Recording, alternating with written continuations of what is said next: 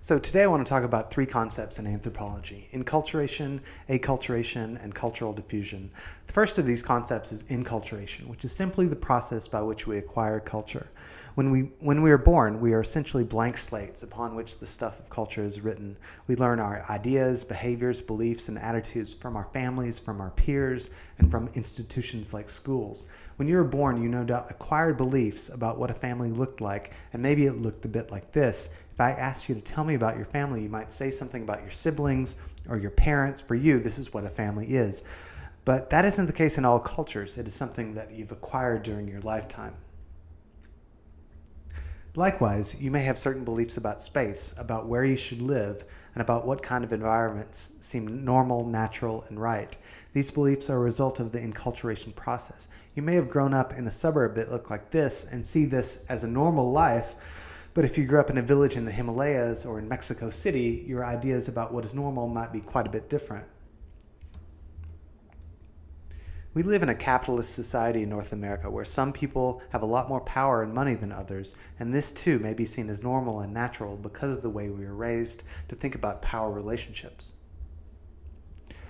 If you were born in India 50 or 100 years ago, however, your beliefs about power and social mobility might be quite a bit different. In India, until very recently, the caste that you were born into determined where you might live, what you did for a living, and whom you would marry.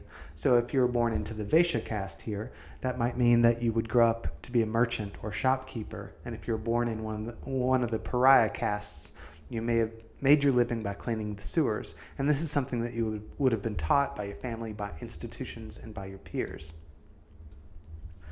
Acculturation is a special type of cultural diffusion whereby two societies are in sustained contact and where one culture is subordinate to another. There are many examples of this, both in recent American history and globally.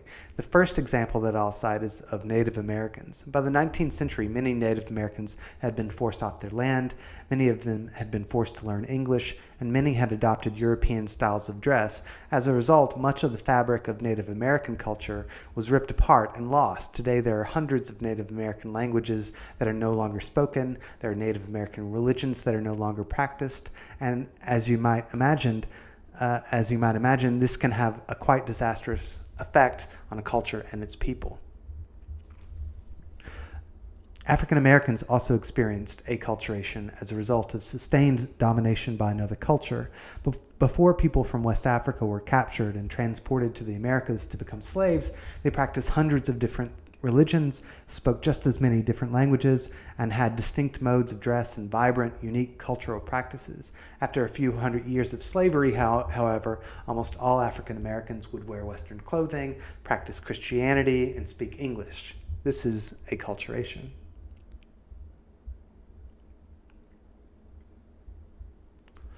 It should be said, however, that some of these African religious and cultural beliefs live on, even though we may not always recognize them as such. Voodoo is a set of religious beliefs and practices that derive from the animistic religions of West Africa, for example. The third concept that I'll talk about today is cultural diffusion, which is simply the spreading of an idea or practice from one culture to another. So hip-hop, for example, arose in the depressed economies of New York City and its boroughs and quickly spread to the West Coast in places like Los Angeles. More recently, hip-hop has become a worldwide phenomenon, going as far as South Korea. And it should be said that hip-hop itself is the product of cultural diffusion, owing its roots to the Delta blues, to rock and roll, to funk and electronic music. Now, we started last week talking about acculturation, subculture, and the detrimental effects. Today's conversation, part 2. Do our leaders represent us, or their being acculturated actually puts them in position to serve the interests of our oppressors and our enemies, rather actually serving the interests of us as a people in the acquisition of our freedom? Let's discuss it. Get ready for power. Prince's Power Hour podcast.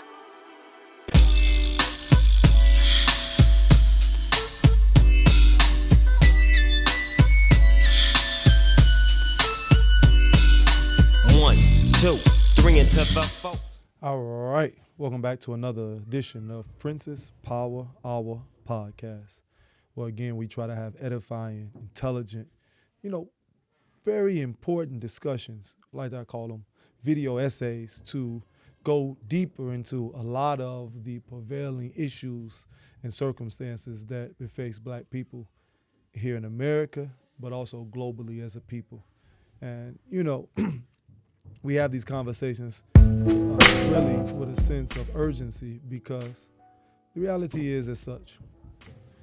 If we do not intelligently strategize and galvanize around certain immutable laws that govern the existence of us as a people and the harmony of the universe, we fall out of order with the Creator. We fall out of order with each other. We fall out of order with the life systems, the life supporting systems of the planet.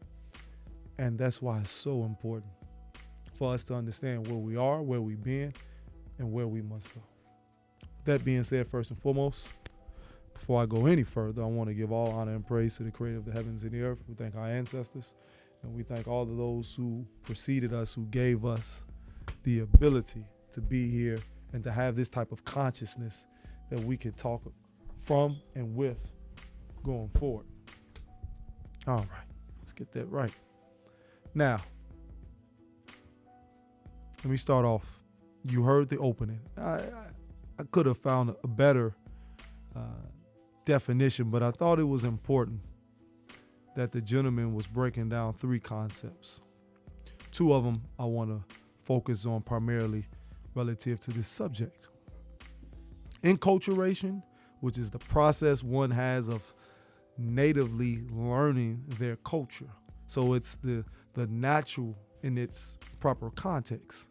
The natural progression of one learning and practicing their culture, which is conducive to their well-being, their longevity, their survival, and their ability to thrive. Wa alaikum salam, sir. 2, acculturation. As I said last week, the process of adopting a new culture. And in the case of the Black man and woman in particular, in the Western Hemisphere, the forcing of a new culture. The removal of your original culture, land, being displaced from your land, being dispossessed from the richness that comes with the land and the resources that are brought forth from the land that the people of the land benefit from, and then being disconnected from all of the cultural norms and practices, the history, the identifying markers that distinguish a particular people from another people in the way that is most advantageous for that people to continue to be prosperous, if they were, in our case, which we were. But let me just show the difference. Acculturation, a lifelong process that begins at birth and is primarily subconscious for that one who is being enculturated, but is very conscious by the surrounding community that is enculturating that said child, man or woman. Let me preface with that. It involves learning the language, the values, and the rituals of one's culture and assimilating its practices. So taking those rituals, taking the language, taking the values, taking the ethnical conditioning that should be inculcated in that culture, the marital practices, the financial practices, the dietary practices, the dress. These are all of the aspects, some of the aspects rather, of being enculturated. And taking those practices and assimilating them to your daily routines so that it not only becomes habitual, it becomes one with who you are. So the enculturation process is the material practice of a psychology that reinforces the identity of a person. Let me say that again. That's important based on where we're going to take this conversation. I want to get the some of the principal manners out the way first so that we have a foundation.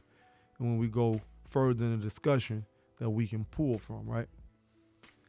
The acculturation is the material practice, the language, the clothes, the dietary norms, the particular ethical and moral development of that child. So you principally understand the importance of your behavior and attitude that is geared towards optimal performance and success. But it develops the psychology. I've said here before, and I'll say it again, and I'll say it many times whenever I'm given a chance to speak on the subject. A captive is one that is physically bonded in chains, that is physically forced against his will to be held in some confined, restrained sense. We started off as captives, prisoners of war. We became slaves, which is much more psychological, the acceptance of your physical state and then the mental, emotional mirroring of that physical condition.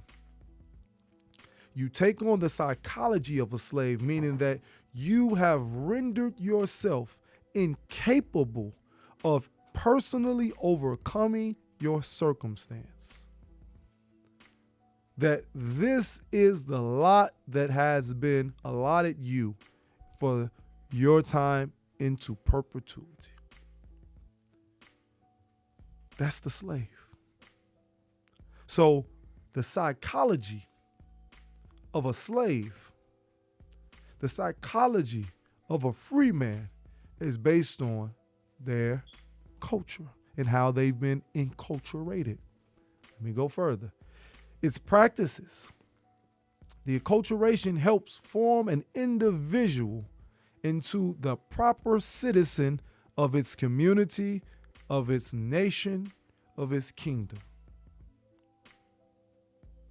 The acculturation formulates the individual psychology to allow you to be in harmony with the collective society. Your psychology is reflective of your sociology, and your sociology is reflective of your psychology. Acculturation. Enculturation. Acculturation, ACC, is a conscious process that occurs when individuals interact with a different culture and is consumed by it. It involves changing to become more like the people from the different culture. Acculturation. It is the process when your former culture becomes useless in the current culture that you are in. In our case, again, it was illegal to practice any formal practice, ritual, speak any formal language that was native to our people before our captivity.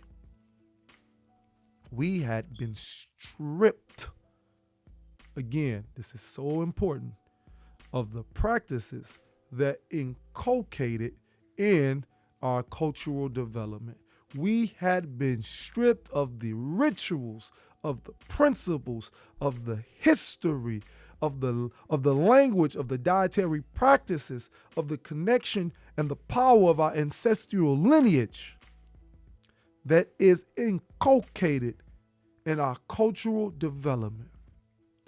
We become separated from the process of what has historically and collectively given us power. And because you don't have an existing culture, one is imprinted and imposed on you. It involves changing to become more like the people from a different culture, such as, not excluding, adopting their language, style of clothing, food habits, and much more. Their marital practices, their identity and their identification and ideologies of what is ethical and what is moral, what is sonically pleasing. See, what is traditionally, spiritually, and religiously practiced, and how you see yourself in it.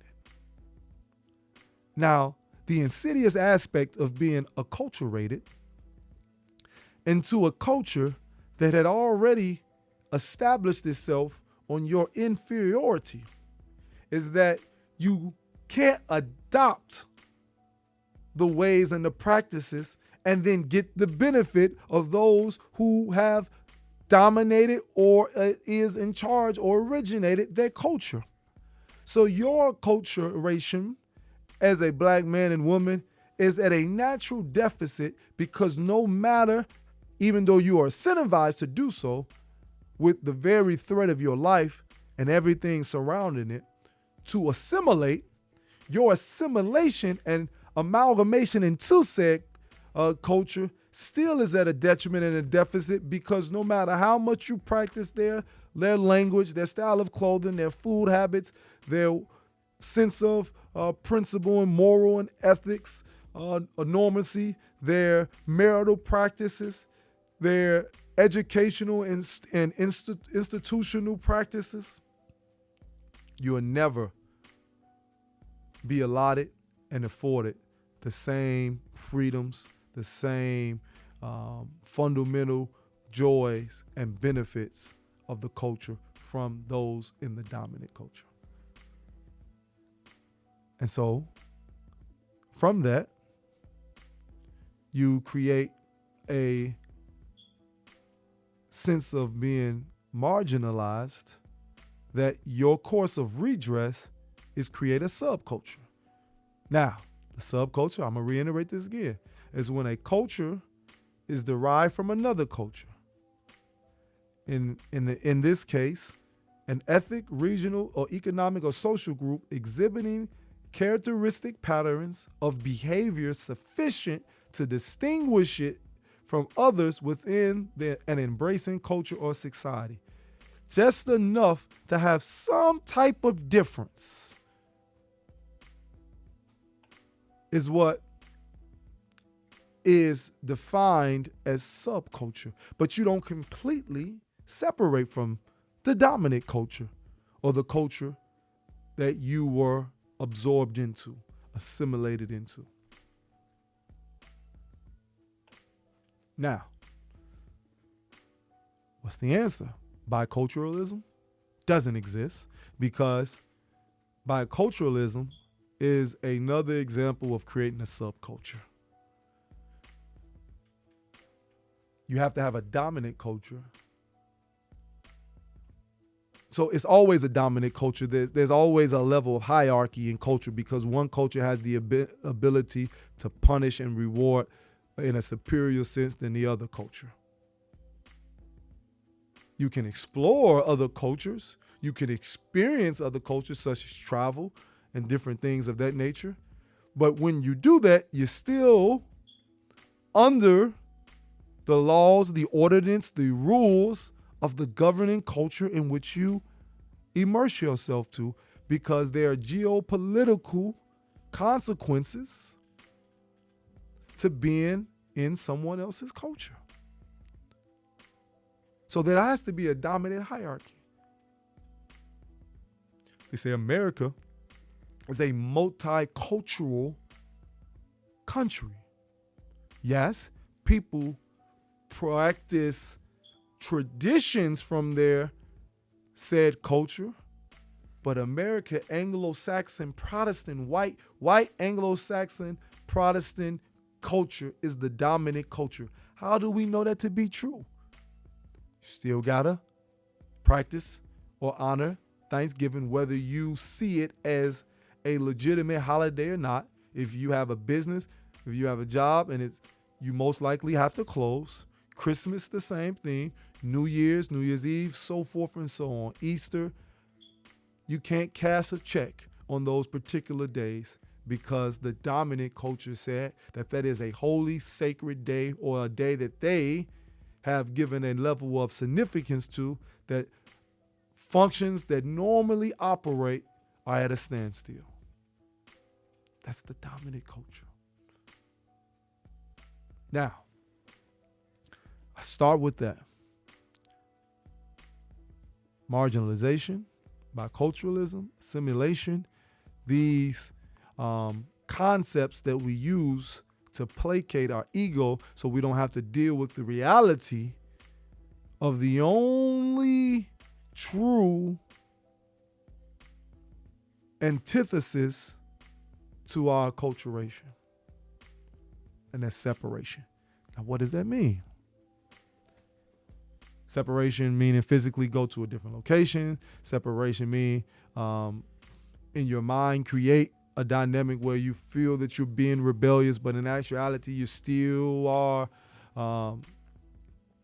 at the behest of the dominant culture. Or separation meaning that a necessary plan and strategy has been implemented to ensure that a new enculturation process, even how novel or ancient it may be perceived to be, is adopted to formulate the necessary protective mechanisms that allow you to be in an environment that is conducive to your health, your wealth, your sustainability, and the prosperous growth of your inhabitants, your community members, your society.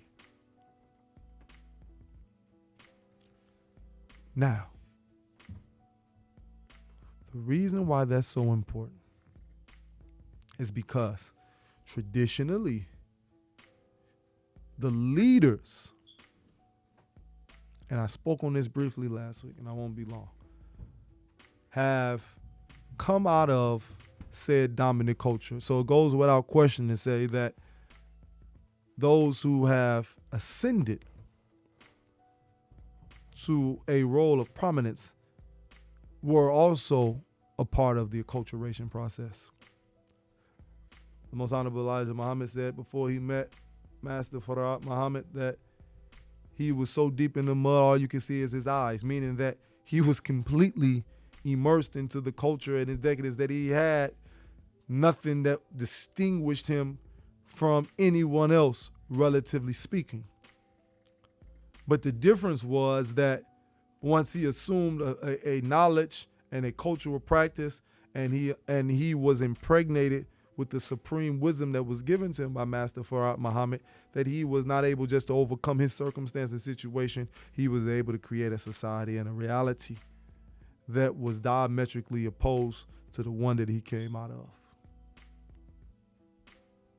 The same thing was developed when His Excellency Ben Ami and those forerunners, those trailblazers, those mothers and fathers who decided that they would be the progenitors of a new culture, a new world, a new society that differentiated them from the one in which they came out of.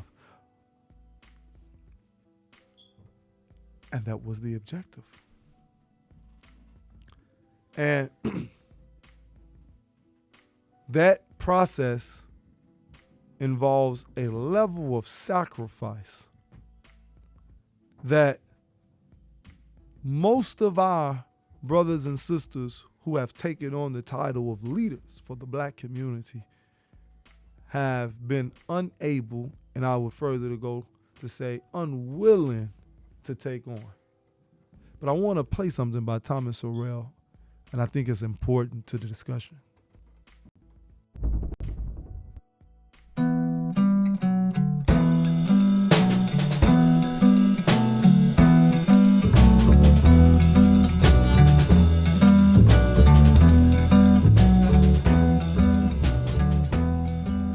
Is there something that you definitively found that you did not suspect before you did your research in terms of group achievement or the lack of group achievement, as can be applied to a multiracial society such as the United States? One of the things that surprised me was how little correlation there was between acculturation and achievement. Would you define that for us? But that is taking on the culture of the surrounding society. That the Chinese, for example, in Southeast Asia, in many cases will live for generations there, maintaining their own culture, their own language. The Germans have done this in Russia and various parts of South America, other parts of the world. And yet, when we look at groups like Hispanics, those Hispanics who don't learn English are far behind those Hispanics who do in terms of incomes and occupations. And what I finally got out of all of that was that if you're working for someone else, then you must know the culture of that society. If you're able to set up your own farms, your own businesses, be in independent professions, it doesn't really matter that much. But if you have to go out and work for someone. Did you hear what he said? I want to stop and replay it because we're talking about, do our leaders represent us and the best interests of the black people? Currently, where do we fall relative to leaders who say they represent the best interests of black people versus the reality that is reflective of that? Listen to what he says about acculturation. I'm gonna replay it. I'm gonna go back a little bit. That the Chinese, for example, in Southeast Asia, in many cases will live for generations there, maintaining their own culture, their own language. The Germans have done this in Russia and various parts of South America, other parts of the world. And yet, when we look at groups like Hispanics, those Hispanics who don't learn English are far behind those Hispanics who do in terms of incomes and occupations. And what I finally got out of all of that was that if you're working for someone else, then you must know the culture of that society. If you're able to set up your own farms, your own businesses. If you're working for someone else, meaning if you are completely reliant on the dominant culture to sustain you financially, to provide jobs and provisions, to have proper systems in place to allocate your food consumption, your medical allotments, and your educational systems. I mean, the systems that run a functioning society. All of the acculturation systems, remember, the language, the values, the food, the clothing, the medical systems, the birthing system, all the things that is reflective of a proper culture and its customs and practices that is reflective to the well-being of each individual citizen and the collective. If you're dependent on somebody else to do that, you can't have your own culture. Being independent professions, it doesn't really matter that much. But if you have to go out and work for someone else, then you must know his language, you must know how his culture operates in order for you to operate in it. What else did you find out about the Hispanic culture? That it was not like the culture, for example, of the Germans, that in Hispanic countries, various other groups such as Germans in Latin America have disproportionately contributed to the industrialization of these countries. The British have done so also. That in a number of countries of Latin America, the Germans, the British, other groups like that, actually dominate many of the industrial enterprises of those countries. It also argues against the case of what society does. Clearly in a Hispanic society, there is not discrimination against Hispanics. And so therefore you cannot explain why Jews, Germans, and other groups, Japanese in parts of Latin America, have done better than the native Hispanic peoples of those countries. You absolutely can, brother. And I'm gonna tell you why. But let me say this. The only way you can practice a proper culture that is independent of the dominant culture. The only way you protect yourself systematically from the acculturation process, if you are the progenitor and the provider and the preserver of your food, your economics, your military and defense, your cultural development system such as your schools, your arts, and every other aspect that a society and a nation is dependent on to run and function properly. The moment someone has to provide your water, your energy, your lights, your education, the jobs, you don't have an independent culture. You will be acculturated, because if they're the ones that feed you and sustain you, they determine the parameters of your behavior and your attitude. But he spoke to something else. He talked about the Hispanics, which is analogous to the Black African experience here in the West America. Is that the reason why Germans, the British, and other European nations can go to these other so-called nations? One, because they started them. They were once European nations. Spain is a European nation, so let's start there. But the people who primarily reside, the layman, the proletarian that resides in these particular regions, have been stripped of their language. So any culture would do when you've had no culture. Any identity would do when you've never had an identity. And even the mere practice of it is a death sentence.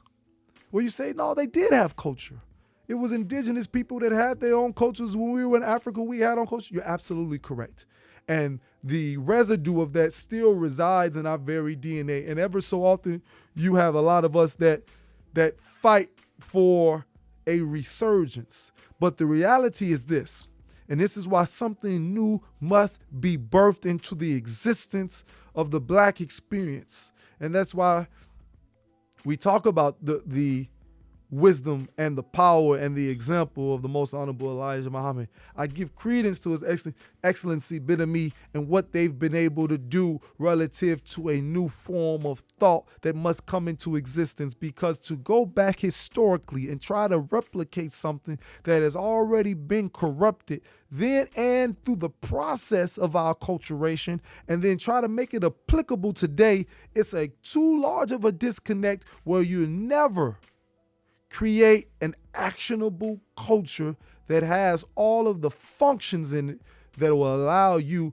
not to fall victim to someone else. So you must, gleaming from the past, but understanding the present and properly planning for the future, must develop a cultural system and an enculturation process that is conducive to your well-being. So when you ask, and we've all, again, been conditioned by the West, myself and others, right? So you say, well, if all of our leaders have suffered the acculturation process, how do we forego the reality of us having illegitimate, already predisposed movements that will ultimately end in our demise? Let me tell you how.